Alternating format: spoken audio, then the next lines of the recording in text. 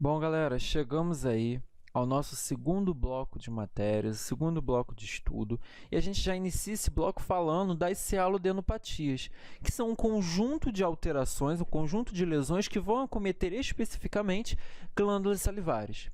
Certo? E quando eu falo de glândulas salivares, a gente tem que entender que esse conjunto ele é dividido em dois. As glândulas salivares, que são as glândulas salivares maiores, né, as quais eu cito parótida, sublingual e submandibular, e as glândulas salivares menores, né, que estão em toda a cavidade oral, com exceção da gengiva e do palato duro anterior. Nesses dois locais eu não encontro glândulas salivares menores. Nos todos os outros locais da boca eu posso encontrar glândulas salivares menores, vou encontrar, e aí a gente pode encontrar alguma das alterações que a gente vai estudar hoje, certo? Vamos falar então das glândulas salivares maiores, porque existe alguma especificidade ali, outra aqui, que são importantes para entender as lesões que vão vir daqui a pouco. A parótida, gente, ela está localizada nesse pavilhão auricular aqui. É importante, por quê? Porque ela está lá em cima, mas ela vai liberar a sua saliva dentro da boca. E como que isso acontece? Através do ducto, o ducto de Stennum, né? Ele vai sair lá de cima, ele vai cruzar o músculo masseter, né? Vai perfurar o bucinador, e aí a gente precisa de uma visão 3D de todos os músculos da mastigação para entender nesse momento.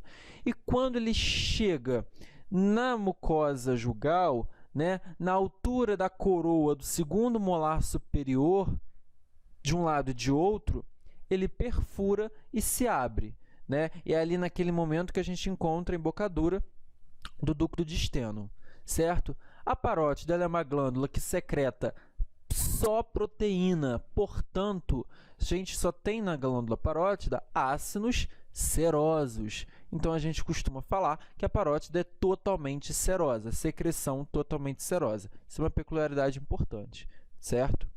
Já a sublingual, que está localizada aqui, né, abaixo da língua, ela é importante por quê?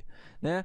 Porque elas são as menores glândulas, né? As glândulas sublinguais, elas são as menores dos três pares de glândulas salivares maiores, né? Elas são situadas mais profundamente, né? No soalho da cavidade oral, abaixo da língua, e vão secretar um tipo de saliva que a gente chama de saliva mista. Só que essa saliva mista, percebam que tanto a sublingual como a submandibular, como as menores, vão secretar salivas mistas. Só que existem algumas peculiaridades dentro dessa salivação. A sublingual, por mais que seja mista, é importante que a gente fale que quase que totalmente ela vai secretar mucosa, uma secreção mucosa, né? Isso é muito importante, porque algumas alterações podem ser que a gente encontre alguma relação com isso, né? E através dos ductos que a gente chama ductos de Bartholin, que estão assim abaixo da língua em sua lateralidade, certo? Já a submandibular, que é uma glândula que a gente está vendo assim, que fica mais ou menos entre a parótida e a sublingual, ela também é mista, só que principalmente a sua secreção ela é serosa, mas ela tem parcialmente uma secreção mucosa também. Então, por isso a gente considera que a submandibular tem uma secreção mista, né? O seu ducto é o ducto de Wharton, a glândula está localizada perto aqui do ângulo mandibular, ó, né? E cada uma das glândulas submandibulares, elas apresentam o formato de U.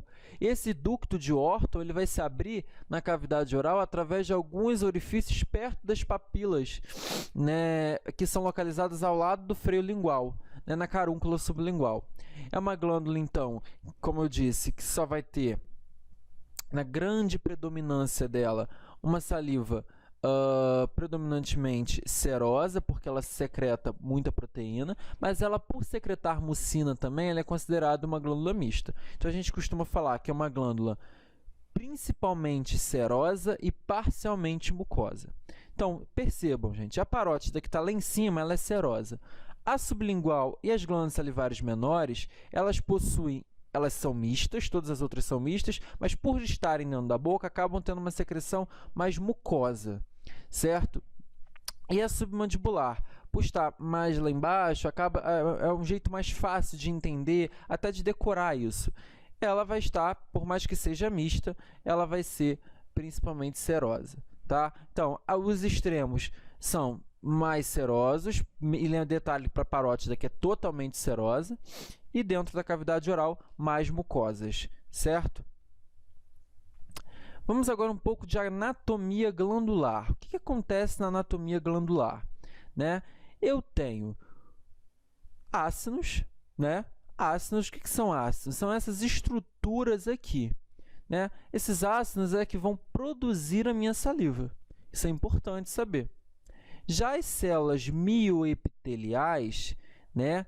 Elas são células que vão auxiliar na liberação da saliva. A gente costuma falar que são células contráteis, que ficam intermediando entre uma célula epitelial e uma célula muscular, elas que vão proporcionar essa contração para a liberação da saliva, certo? E eu tenho o ducto. Então, eu tenho aqui o ácido composto de células epiteliais, células musculares e células mioepiteliais, que são responsáveis pela contração, são essas células aqui que parecem um sanguessuga, né? E ali dentro do ácido eu tenho a produção da saliva. Percebam que as setinhas estão jogando a saliva para dentro do ácido. E essa saliva ela vai ser liberada através de um ducto, certo? E percebam que esse ducto ele tem células diferentes. Primeiro eu tenho células que a gente chama de células mais cuboidais, depois células mais cilíndricas, até células que lembram mais um tecido epitelial, certo? Para cada conjunto de células eu vou dar um nome para essa parte do ducto. Na parte do ducto que eu tenho células mais cuboidais, eu vou dizer que eu tenho um ducto intercalar. Na parte que eu tenho mais cilíndricas, eu vou dizer que eu tenho um ducto estriado. E na parte excretora, de fato, é onde eu tenho um epitélio, células que pareçam mais um epitélio estratificado, onde eu tenho um epitélio estratificado dentro desse ducto.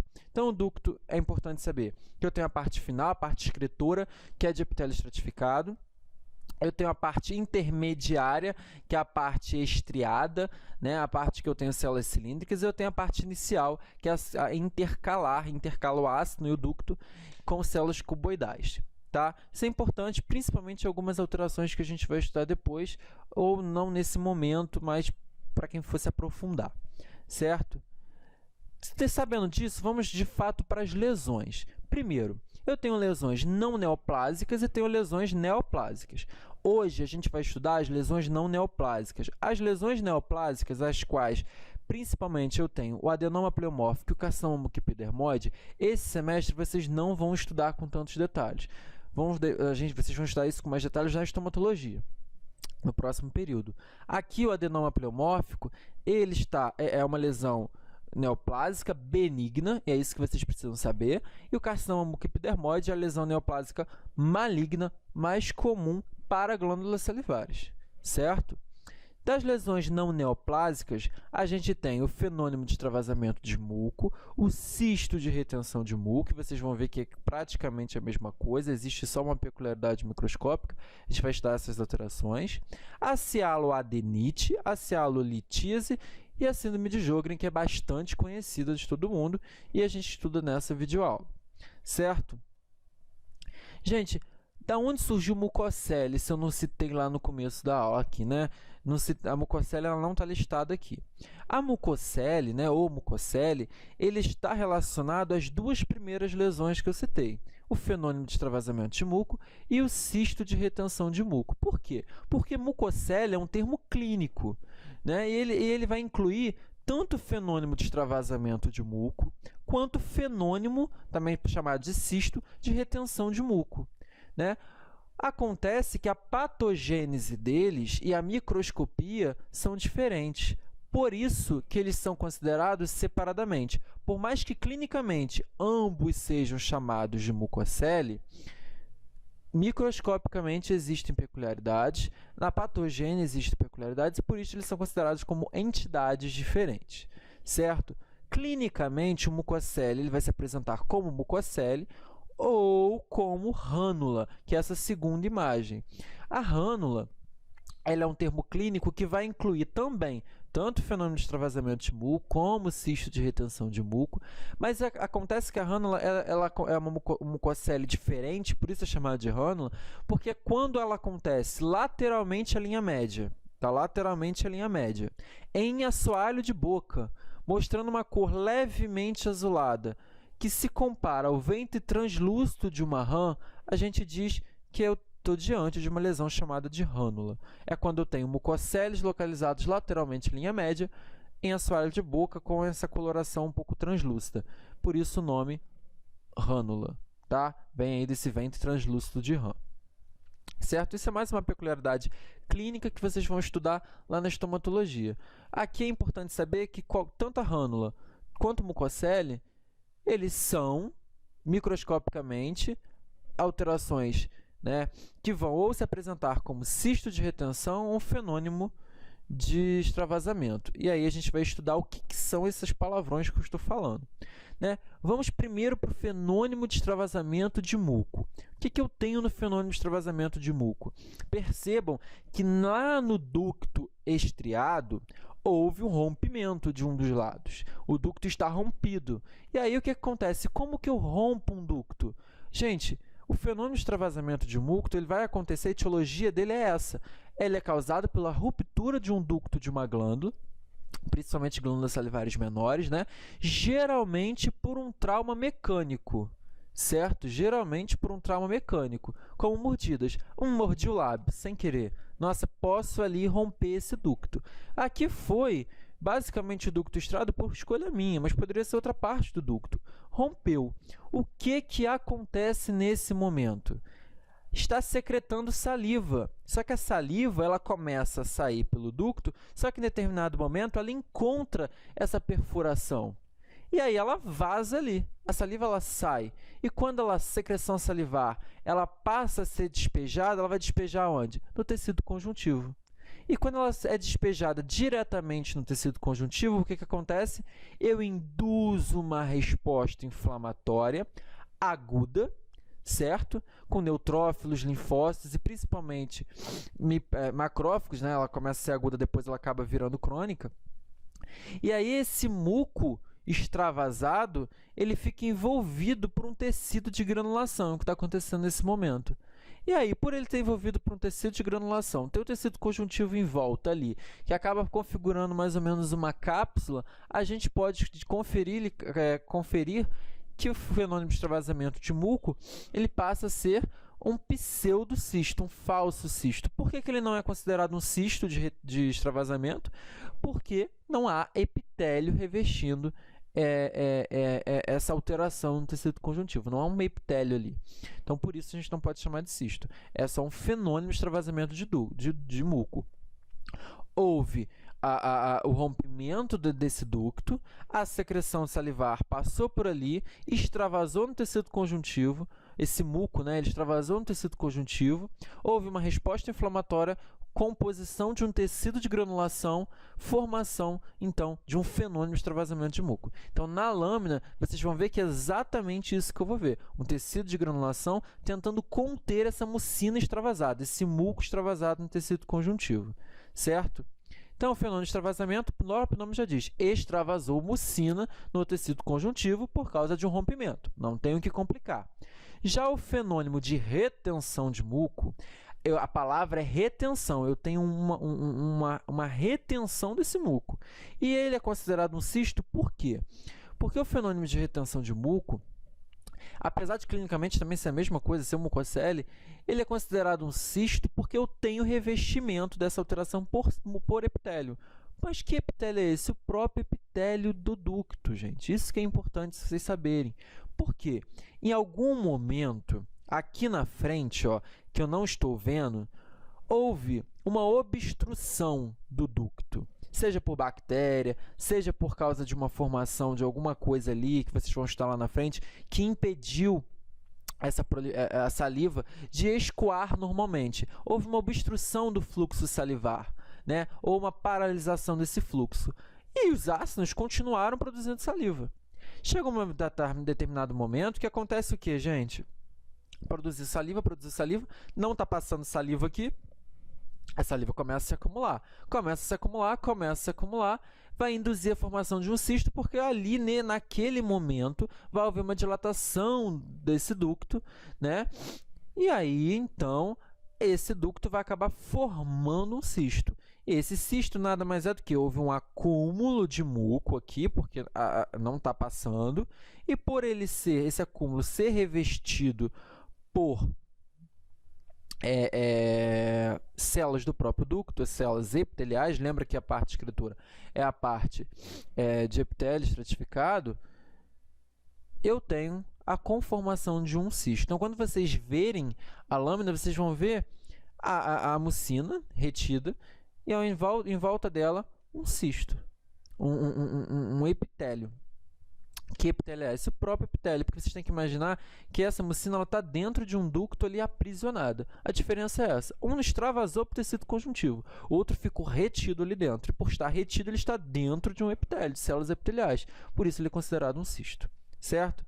Então, histopatologicamente, o que eu vou ver no fenômeno de extravasamento de muco?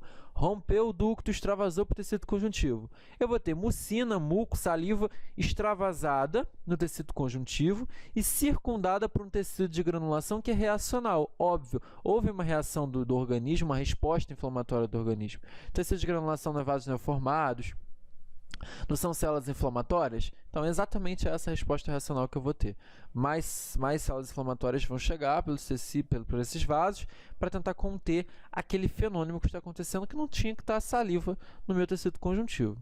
E eu vou ter uma inflamação usualmente, gente, que vai incluir principalmente macrófagos. E esses macrófagos, eles são chamados de macrófagos espumosos ou estiócitos espumosos, porque são os macrófagos que vão tentar fagocitar essa mucina extravasada no tecido conjuntivo.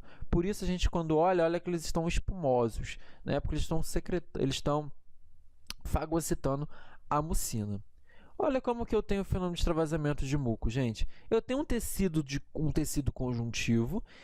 Dentro desse tecido conjuntivo, eu tenho o que, gente? Mucina extravasada. Olha aqui, ó. Certo? E aí, o que acontece nessa mucina extravasada? O que aconteceu? Tecido de granulação tentou conter. Aqui eu não tenho epitélio, eu tenho tecido de granulação.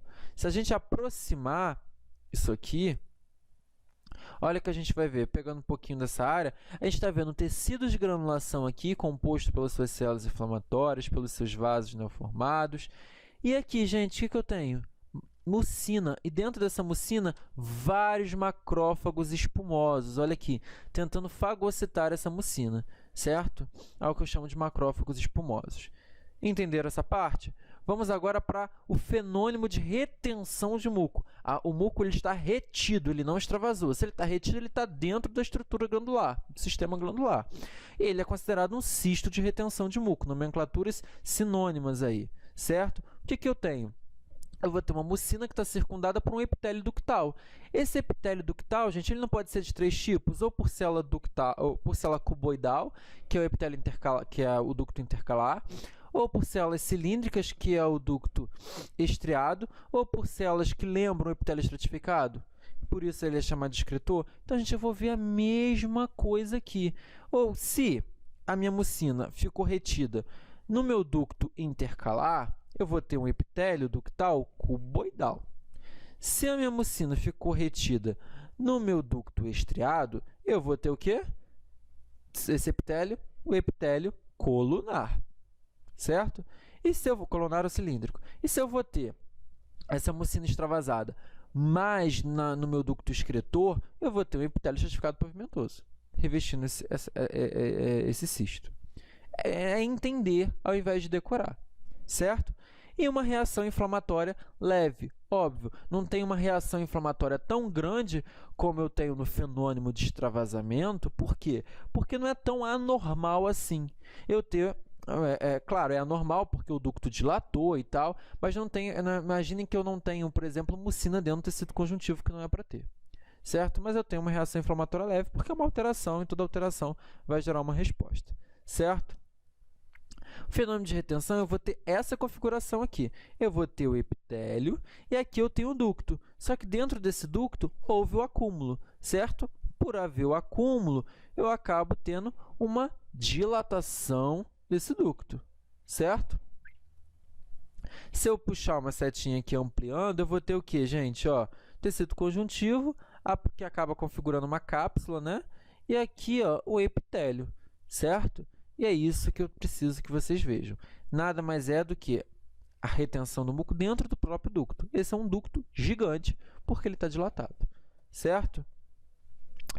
Vamos agora a cialoadenite. Cialoadenite, o próprio termo já diz, ite é inflamação, certo? E aí, quando eu falo, eu vou ter causa,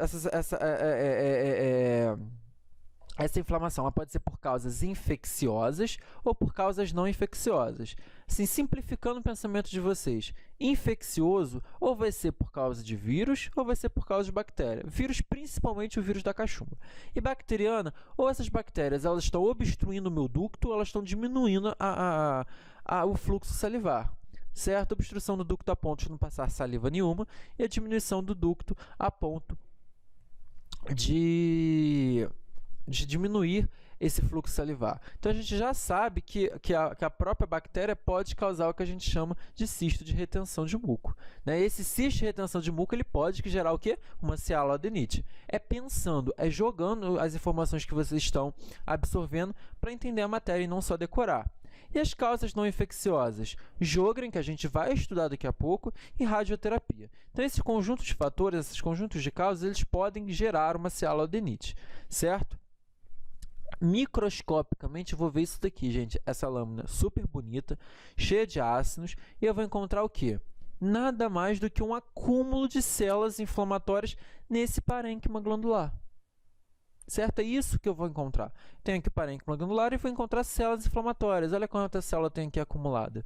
Certo? É isso que eu vou encontrar. Claro que existem muitas peculiaridades, vocês vão ver nos livros, quando tem uma célula é classificada de um jeito, quando tem outra de outro, mas vocês não precisam saber aqui. Vocês só precisam saber que a cialoadenite ela é causada seja por bactéria, por vírus, pela própria síndrome de Sjögren, pela radioterapia, e eu vou ter um acúmulo de células inflamatórias no parênquima da glândula por algum motivo. E vocês já viram vários desses motivos, certo? E a cialolitise, que também é chamada de cálculo salivar. Olha que legal na clínica como que a gente vê, né? Aqui bem na carúncula sublingual, bem no ducto de Wharton, da glândula submandibular, um cálculo.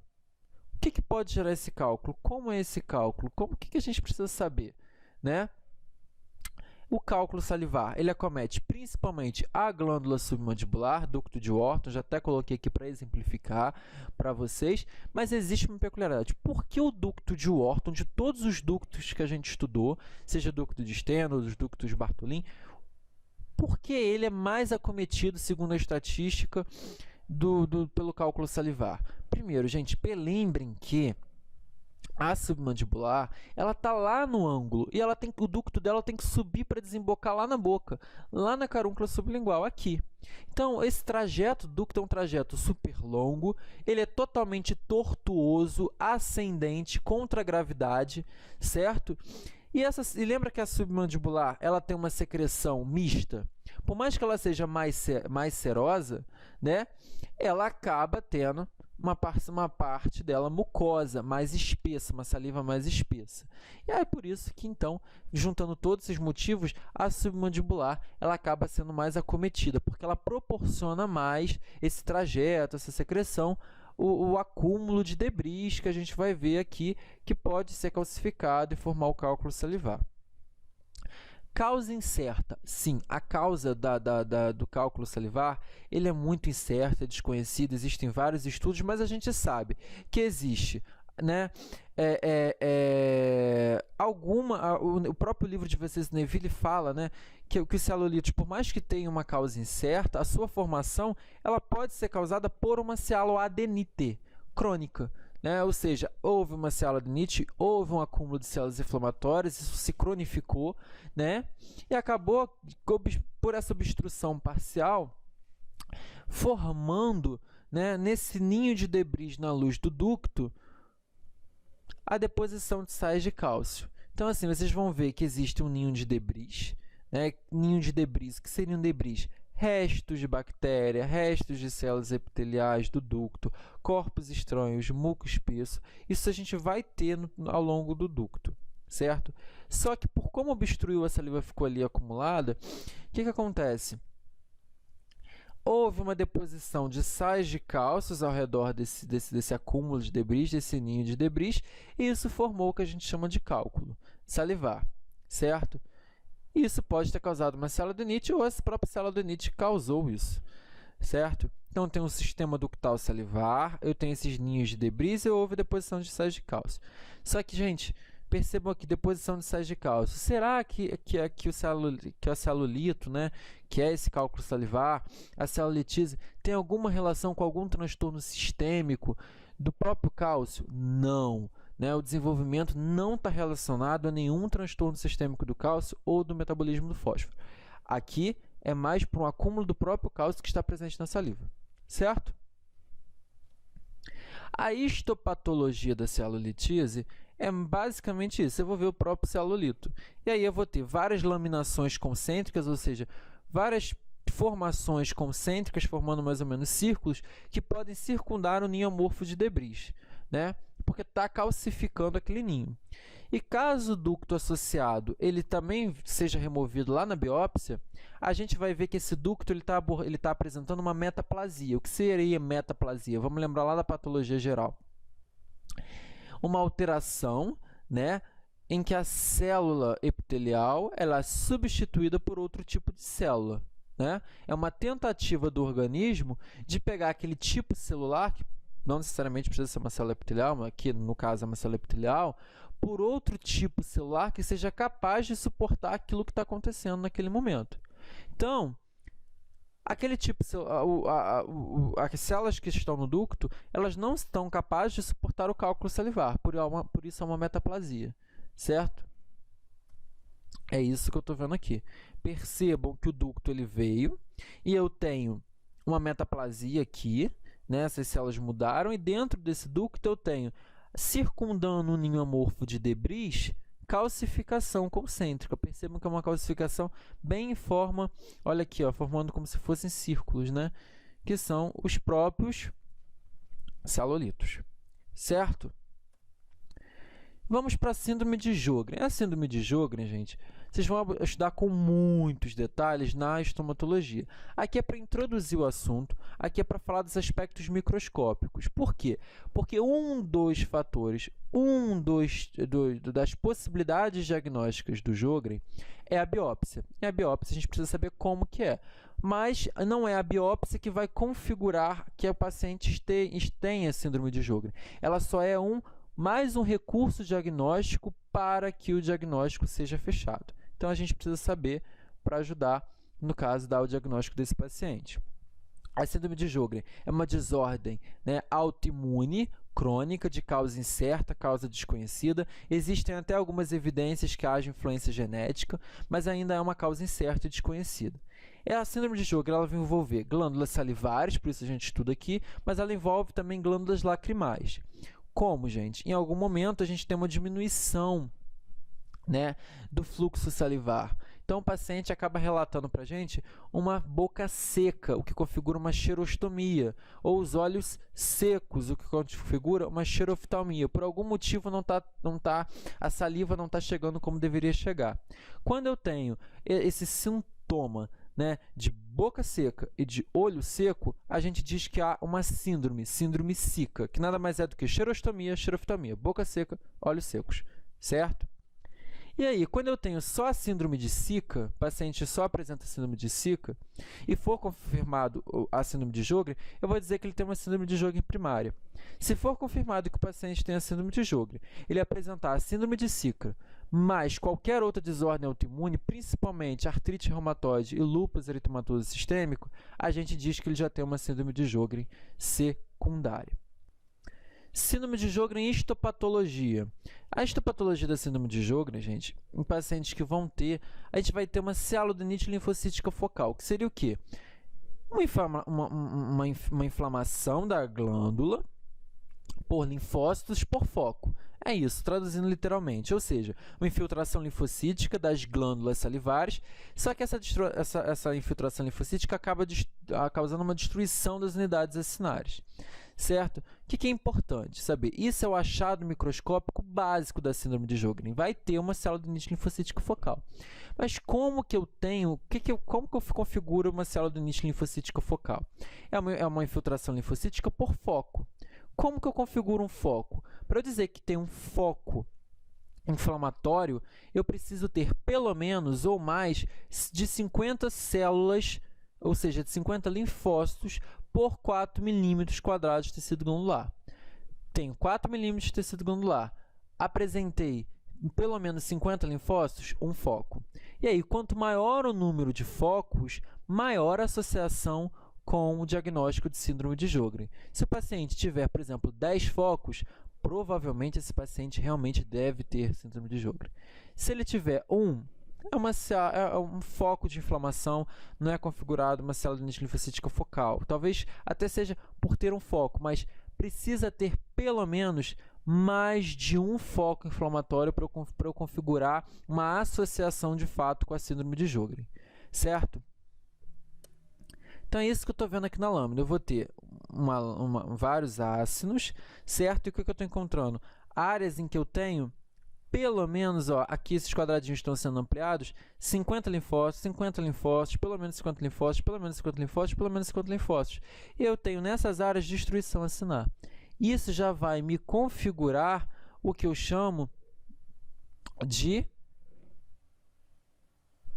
célula-adenite linfocítica focal, certo? É a nomenclatura mais usada. Como eu tenho 5 focos, já há uma associação basicamente legal para síndrome de Sjögren. Então, lá no meu laudo, eu vou liberar como célula-adenite linfocítica focal, compatível com o diagnóstico de síndrome de Sjögren. E aí, com outros achados que o médico vai encontrar, e o cirurgião dentista vão encontrar no paciente, eles podem ou não dizer que o paciente tem síndrome de Sjögren ou não. Mas um dos fatores principais é a biópsia é compatível com o diagnóstico, certo? É isso que vocês precisam entender.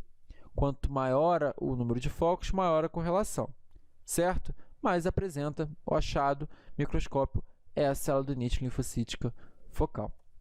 Bom, gente, é isso. Essas são as principais alterações não neoplásicas, é o que vocês vão precisar para esse período. Qualquer dúvida, pode mandar para a gente por e-mail, pode mandar aqui pelos comentários também. Quem não seguiu a gente no Instagram, siga, curta nossa página no Facebook.